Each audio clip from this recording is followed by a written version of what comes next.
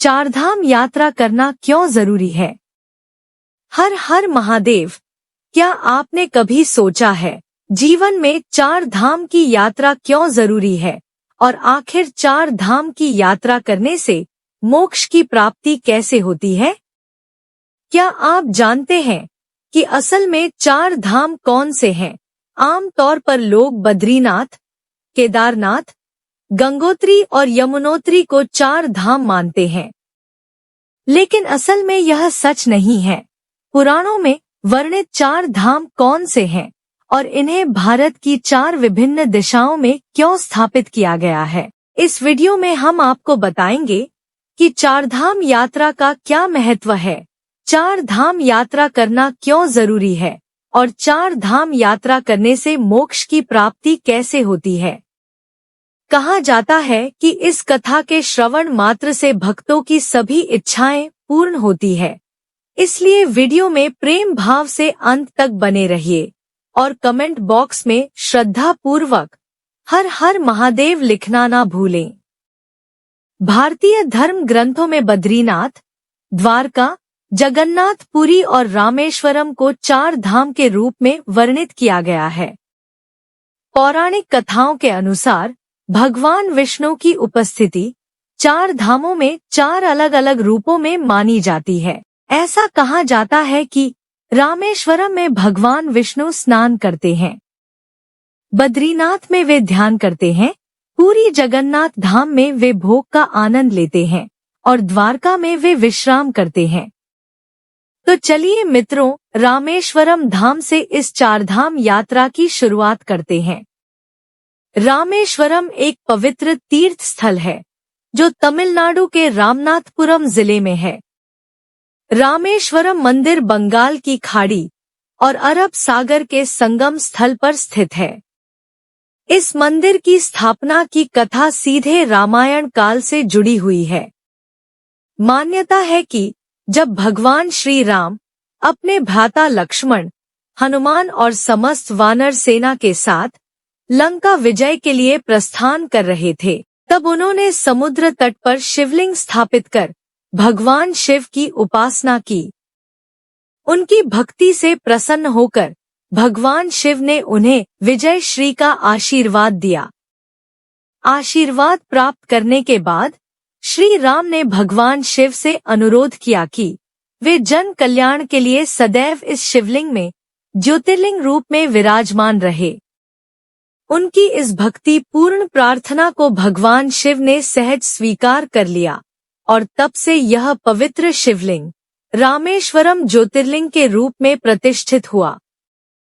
रामेश्वरम मंदिर से जुड़ा एक और महत्वपूर्ण ऐतिहासिक तथ्य सामने आता है। रामायण के अनुसार जब भगवान श्री राम माता सीता के साथ लंका विजय के बाद अयोध्या लौट रहे थे, तब उन्हें ब्रह्मा हत्या के पाप का दोष लगने की बात कही गई।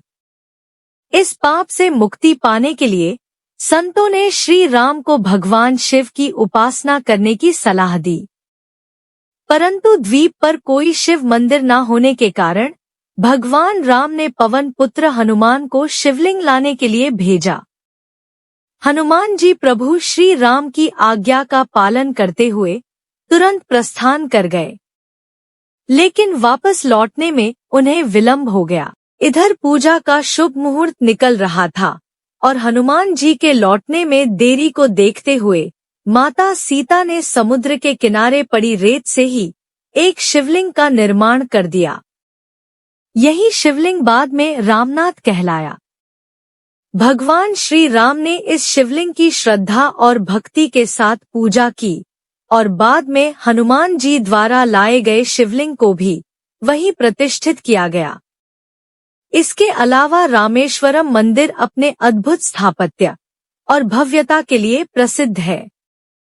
इस मंदिर का गलियारा दुनिया का सबसे बड़ा गलियारा माना जाता है, जिसके उत्कृष्ट नक्काशी और विशाल स्तंभ इसकी भव्यता को दर्शाते हैं।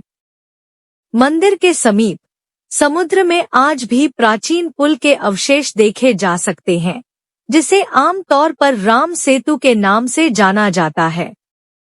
यह सेतु श्री राम और उनकी वानर सेना द्वारा लंका जाने के लिए बनाया गया था और इसे हिंदू धर्म के सबसे रहस्यमय और ऐतिहासिक स्थलों में से एक माना जाता है। आइए अब जानते हैं 4 धामों में से पवित्र बद्रीनाथ मंदिर के बारे में। बद्रीनाथ मंदिर उत्तराखंड के चमोली जिले में अलकनंदा नदी के तट पर स्थित एक पवित्र तीर्थ स्थल है जो भगवान विष्णु को समर्पित है। यह मंदिर अलकनंदा नदी के बाएं तट पर नर और नारायण नामक 2 पर्वत श्रृंखलाओं के बीच स्थित है। प्राचीन वास्तुकला में निर्मित यह भव्य मंदिर लगभग 15 मीटर ऊंचा है।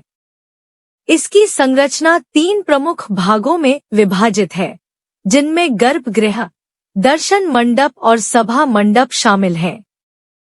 मंदिर के अंदर 15 दिव्य मूर्तियां स्थापित हैं, जिनमें सबसे प्रमुख भगवान विष्णु की 1 मीटर ऊंची काले पत्थर की प्रतिमा है। बद्रीनाथ धाम को धरती का बैकुंठ कहा जाता है, क्योंकि यह भगवान विष्णु के धामों में से एक है और मोक्ष प्राप्ति का पवित्र स्थान माना जाता है। यही कारण है कि हर वर्ष लाखों श्रद्धालु यहां आकर भगवान बद्री नारायण के दर्शन करने पहुंचते हैं। माना जाता है कि यह प्रतिमा भगवान विष्णु की स्वयं प्रकट यानी स्वयंभू मूर्तियों में से एक है। इस मंदिर की स्थापना और इसके नामकरण को लेकर कई पौराणिक कथाएं प्रचलित हैं। पौराणिक कथा के अनुसार बद्रीनाथ धाम पहले भगवान शिव की तपस्या स्थली थी, लेकिन भगवान विष्णु को अपने ध्यान और योग के लिए एक उपयुक्त स्थान चाहिए था। इसलिए उन्होंने एक छोटे बच्चे का रूप धारण किया और रोना शुरू कर दिया। जब माता पार्वती और भगवान शिव ने बच्चे से रोने का कारण पूछा तो मासूम बालक के रूप में भगवान विष्णु ने केदार भूमि को अपने ध्यान के लिए मांग लिया। एक दूसरी पौराणिक कथा के अनुसार एक बार देवी लक्ष्मी भगवान विष्णु से रूठ गई। उन्हें मनाने के लिए भगवान विष्णु ने इस स्थान पर गहन तपस्या शुरू कर दी। ध्यान में लीन होने के कारण वे कठोर मौसम और प्रतिकूल परिस्थितियों से पूरी तरह अनजान थे। पत्नी धर्म निभाते हुए देवी लक्ष्मी ने बद्री के पेड़ का रूप धारण कर लिया और अपनी शाखाओं से भगवान विष्णु को ढक लिया। देवी लक्ष्मी के इस प्रेम और त्याग से प्रसन्न होकर इस स्थान को बद्रीनाथ नाम दिया गया। बद्रीनाथ धाम को लेकर एक मान्यता यह भी है कि जो भक्त यहाँ दर्शन कर लेता है वह जीवन और मृत्यु के चक्र से मुक्त हो जाता है। इसके अलावा बद्रीनाथ धाम में भगवान शिव को ब्रह्मा हत्या के पाप से मुक्ति मिली थी। इसी कारण इस स्थान को ब्रह्मा कपाल के नाम से जाना जाता है। ब्रह्मा कपाल एक पवित्र ऊंची शिला है जहां पितरों के लिए श्राद्ध तर्पण किया जाता है। मान्यता है कि इस स्थान पर श्राद्ध करने से पितरों को मोक्ष और शांति की प्राप्ति होती है। अब बात करते हैं 4 धामों में से एक पुरी धाम यानी जगन्नाथ पुरी की। जगन्नाथ पुरी मंदिर उड़ीसा राज्य के पुरी शहर में स्थित है और हिंदू धर्म के सबसे पवित्र तीर्थ स्थलों में से एक माना जाता है। जगन्नाथ शब्द का अर्थ है जगत के स्वामी और इस मंदिर में मुख्य रूप से 3 देवताओं की पूजा होती है। भगवान जगन्नाथ, उनके बड़े भाई बलभद्र और उनकी बहन सुभद्रा। पुरी मंदिर की सबसे प्रसिद्ध परंपरा यहाँ की रथ यात्रा है, जो हर वर्ष आषाढ़ शुक्ल पक्ष की द्वितीया यानी लगभग जून जुलाई में आयोजित की जाती है। कलयुग में भगवान श्री कृष्ण राजा इंद्रदुम्न के सपने में प्रकट हुए और उन्हें आदेश दिया कि वे पुरी के समुद्र तट पर मिले एक दिव्य पेड़ से उनका विग्रह बनवाएं और इसे मंदिर में प्रतिष्ठित करें। राजा इंद्रदुम्न भगवान की आज्ञा का पालन करते हुए एक कुशल बढ़ाई यानी शिल्पकार की खोज में जुट गए। इसी दौरान उन्हें एक वृद्ध ब्राह्मण मिले जिन्होंने स्वयं इन विग्रहों को बनाने की इच्छा जताई। हालांकि उस वृद्ध ब्राह्मण ने एक शर्त रखी कि वह विग्रहों को एक बंद कमरे में तैयार करेगा और जब तक मूर्तियां पूर्ण न हो जाए तब तक कोई भी दरवाजा नहीं खोलेगा। यदि किसी ने अंदर झांका या दरवाजा खोला तो मूर्तियों का निर्माण अधूरा रह जाएगा। राजा इंद्रद्युम्न ने इस शर्त को स्वीकार कर लिया और वृद्ध ब्राह्मण मूर्तियों के निर्माण में जुट गए। शुरुआत में कमरे से लगातार लकड़ी तराशने की आवाजें आती रही, जिससे सभी को विश्वास था कि मूर्तियां बन रही हैं। लेकिन कुछ दिनों बाद अचानक कमरे से आवाज आनी बंद हो गई। राजा और रानी को यह संदेह होने लगा कि कहीं उस वृद्ध ब्राह्मण के साथ कोई अनहोनी तो नहीं हो गई। कई दिनों से कमरे के भीतर कोई आवाज नहीं आ रही थी, जिससे उनकी चिंता और बढ़ गई। आखिरकार इस संशय में राजा इंद्रद्युम्न ने कमरे का दरवाजा खोलने का निर्णय लिया। जैसे ही दरवाजा खुला, राजा ने देखा कि विग्रह अधूरे थे। भगवान जगन्नाथ, बलभद्र और सुभद्रा की मूर्तियों के हाथ पैर पूरी तरह तराशे नहीं गए थे। उसी क्षण राजा को एहसास हुआ कि वह रहस्यमय वृद्ध कोई साधारण बड़ाई नहीं, बल्कि स्वयं देव शिल्पकार विश्वकर्मा थे, जो भगवान की दिव्य मूर्तियों का निर्माण कर रहे थे। लेकिन उनकी शर्त तोड़ी जाने के कारण वे अधूरी मूर्तियां छोड़कर अंतर्धान हो गए। हालांकि राजा ने इसे ईश्वर की लीला माना और उन अधूरी मूर्तियों को ही मंदिर में स्थापित कर दिया। यही कारण है कि जगन्नाथ मंदिर में अन्य मंदिरों की तरह पत्थर या धातु की मूर्तियां नहीं हैं, बल्कि विशेष प्रकार की लकड़ी से बनी मूर्तियों की पूजा की जाती है। जगन्नाथ मंदिर भगवान विष्णु के 8वें अवतार श्री कृष्ण को समर्पित है। वर्तमान में जो मंदिर भक्तों को दिखाई देता है, उसका निर्माण 7वीं शताब्दी में हुआ था। हालांकि इतिहास में यह मंदिर 3 बार टूट चुका है। इस मंदिर से जुड़ी सबसे आश्चर्यजनक बात यह है कि मंदिर के शिखर पर लगा लाल ध्वज हमेशा हवा की विपरीत दिशा में लहराता है। वैज्ञानिक दृष्टि से इसका कोई ठोस प्रमाण नहीं मिल पाया है और यह आज भी एक रहस्य बना हुआ है। इसके अलावा मंदिर के शिखर पर स्थित सुदर्शन चक्र भी अपने आप में अद्वितीय है। पुरी में किसी भी स्थान से इस चक्र को देखें, यह हमेशा ऐसा प्रतीत होता है कि वह सीधा हमारी ओर ही देख रहा है। इस रहस्यमय संरचना को नील चक्र भी कहा जाता है और यह अष्ट धातु से निर्मित है। इन अद्भुत रहस्यों और दिव्य मान्यताओं के कारण जगन्नाथपुरी मंदिर को हिंदू धर्म का एक अनमोल आस्था केंद्र माना जाता है, जहां भक्तों की श्रद्धा और भक्ति हर वर्ष लाखों की संख्या में उन्हें खींच लाती है। आइए अब बात करते हैं 4 धामों में से एक द्वारकाधीश मंदिर की। यह भव्य मंदिर भारत के पश्चिमी तट पर गुजरात में अरब सागर के किनारे स्थित है। द्वारका नगरी को भगवान श्री कृष्ण का पवित्र निवास स्थान माना जाता है।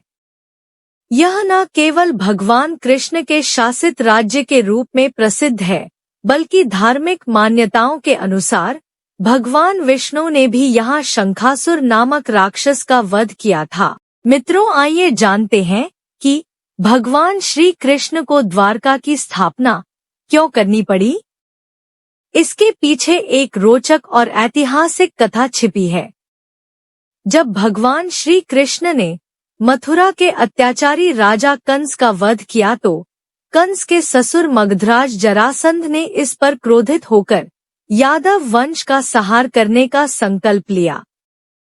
अपने प्रतिशोध की आग में जलते हुए जरासंध बार बार मथुरा और यादवों पर आक्रमण करता रहा, जिससे नगरवासियों को संकट का सामना करना पड़ा।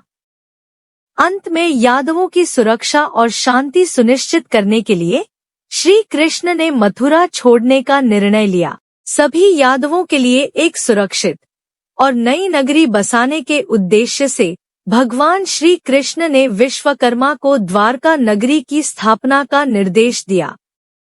विश्वकर्मा ने अपने दिव्य वास्तुशिल्प कौशल का प्रयोग करते हुए मात्र एक ही रात में इस भव्य और अभेद्य नगरी का निर्माण पूरा कर दिया।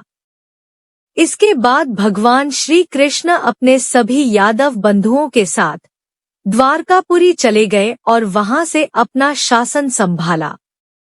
उन्होंने द्वारका नगरी पर पूरे 36 वर्ष तक राज किया।